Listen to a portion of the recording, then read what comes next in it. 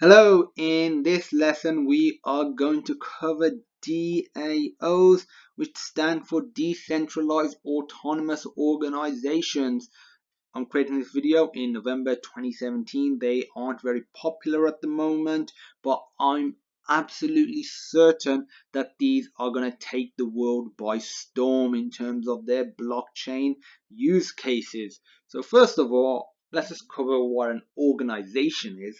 Let's just lay down that. An organization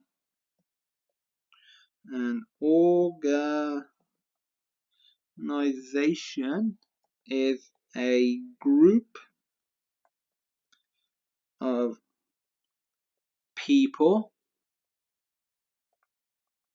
working towards a common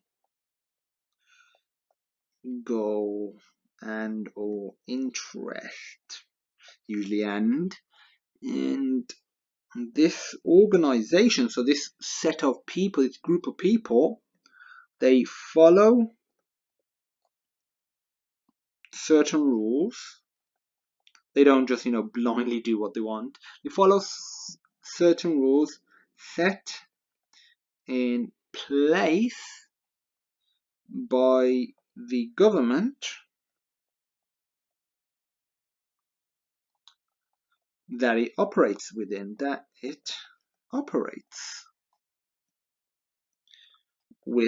So there are certain laws, so it might be something as simple as minimum wage, so having to pay your employees no less than a certain amount, the number of hours an employee can work, the sort of business that you can actually operate. Perhaps certain operations are illegal, or maybe you have to have certain clearance or certain level of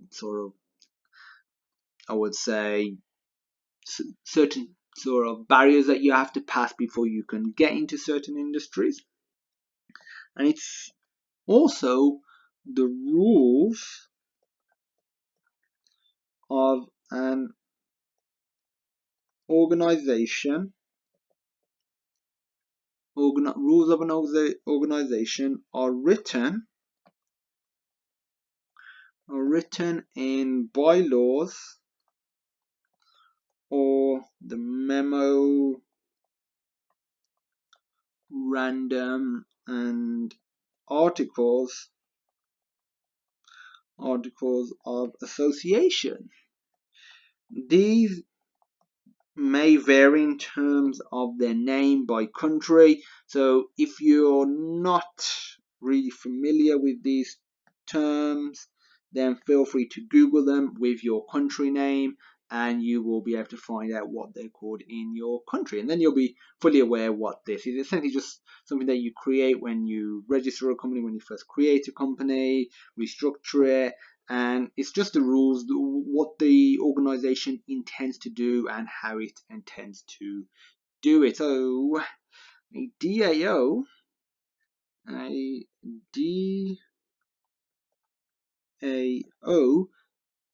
is just a digital version of this. You might be thinking, okay, so that means it's just basically like a Google Doc they can access. Not quite. There's already digital versions of rules of an organization, whether the bylaws or a memorandum of articles of association. There's already a digital version that you can access online, but this digital version is written in source code to automatically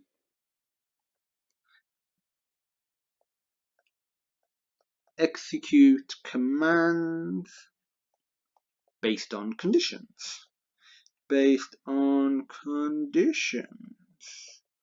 So instead of having human interaction, when let's say a customer was to put some information in or input a certain command within your organization, within your sort of platform, it's automatically handled from start to finish, and it's executed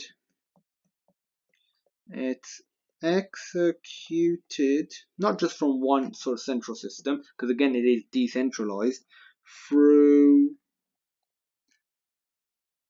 missing the H, consensus based algorithms. So it's executed through consensus based algorithms, and if you want to be very specific about it, which is a good thing to be, Bitcoin and other cryptocurrencies such as Ether are technically DAOs. They are technically DAOs. And the DAOs because, yes, there is some centralization as I've covered in my sort of blockchain and cryptocurrencies video, so feel free to check them out in the form of exchanges and certain wallets.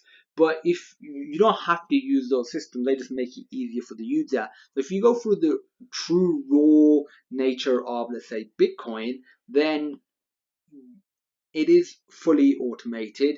There is no person that really handles anything. It's just all completely done in terms of checking, in terms of transfer, in terms of being able to use it. So there's already the decentralized autonomous organizations out there. But the DAOs that really excite me, beyond sort of these cryptocurrencies, are use cases for stuff like Airbnb, Uber, and other services like eBay, especially Airbnb and Uber. And the reason this really excites me is because something like Airbnb or Uber could be fully automated, and there's been analysts that have studied it and have said that it would actually be more effective in terms of cost and in terms of just the general sort of logistics of it if it was fully automated. Obviously, then a single company can't make a huge sum of money and pay their shareholders, so that's the reason why some companies don't want something like a decentralized autonomous organization. But let's think about it in the case of Uber, for example. So with Uber, I want to get an Uber, which is essentially just like a taxi. So I go on my phone, I launch an app, and then on the app, I say that I want like a car, a taxi, and so a vehicle picks me up.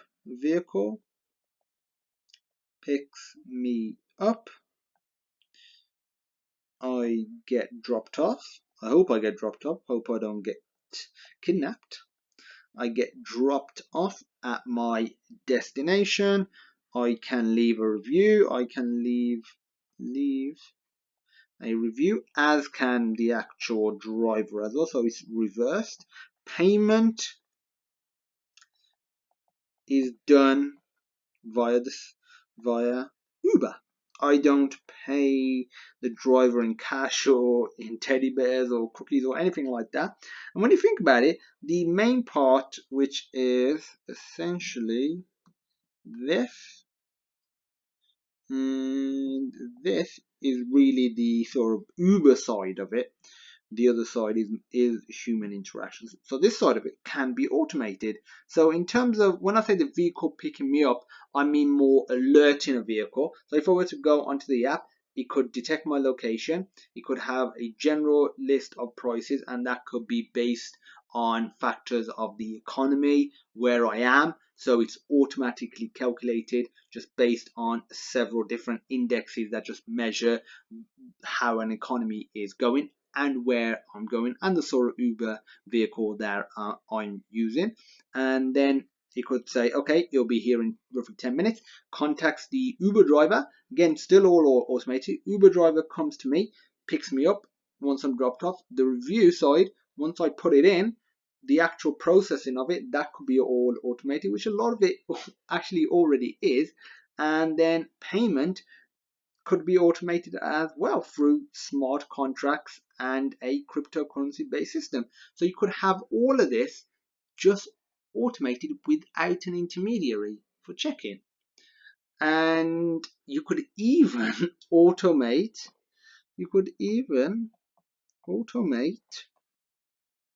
the driving with self-driving cars just on the horizon now. It's over the horizon. This is definitely a possibility. So this entire thing could be a... No, that was a terrible arrow. Oh, so that's what a decentralized autonomous organization is. One thing I actually do want to cover, one more thing, is that it might sound like DAOs are new and they're just out of nowhere, and they're not really, because if you think about how humanity has evolved in terms of economics and production and distribution, labor, all of that stuff, it's been slowly going from, an individual doing everything in terms of hunting and gathering and building their own homes and doing all of that stuff, to it becoming a bit more almost autonomous, still with a lot of humans, but not having to build my own tools. Somebody else does that, so I only handle certain aspects. And then eventually getting societies where they actually have machines, and then there's stuff like the printing press, and then there's like the mills where they was creating cotton and creating clothing, and that was all just automated. And now with computers, so even before blockchain, we were slowly going towards a decentralized autonomous organization, or I would say a decentralized autonomous society, so a DAF. Hopefully this term gets picked up by economists. I doubt it will. It'd be cool if it did. So a decentralized autonomous society is what we were going towards anyway. So that's just some food for thought. Think about that. If you have any questions, feel free to reach out. And as usual, thank you for watching, and I look forward to seeing you in my next lesson.